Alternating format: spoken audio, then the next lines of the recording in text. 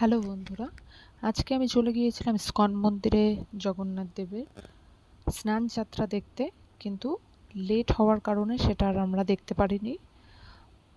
আজকে দেখাবো জগন্নাথ দেবের সব থেকে প্রিয় যেটি খাবার, সেটা হচ্ছে কাঁঠাল। সেই কাঁঠাল দিয়েই আমি আজকে একটি রেসিপি তৈরি করেছি। আপনাদের কেমন লাগছে দেখে অবশ্যই জানাবেন। জগন্নাথ দেব খুব সুন্দর সাজিয়েছিল। তো এইখানে আমি প্রথমেই নিয়ে নিচ্ছি কাঁঠালের রস, তারপরে নিয়ে নিচ্ছি সুজি,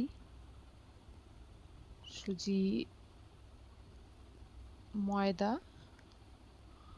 আর নিয়ে নিচ্ছি কিছুটা পরিমাণ চিনি। নিয়ে এই মিশ্রণটিকে ভালো করে তৈরি করে নেব।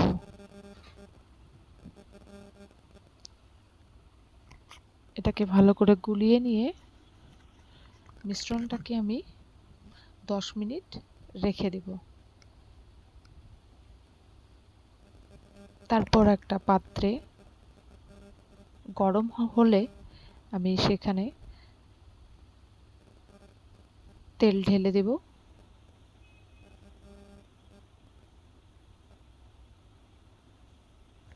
আর একটা একটা করে আমি এখানে বড়াগুলো ছেড়ে দিচ্ছি।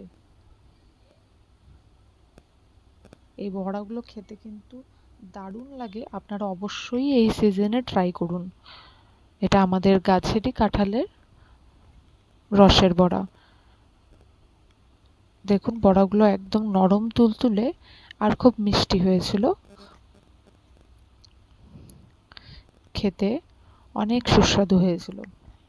আপনারা অবশ্যই ট্রাই করুন। আপনাদের এই রেসিপিটা কেমন লাগলো আর আমার এই ব্লগটি আপনাদের কেমন লেগেছে।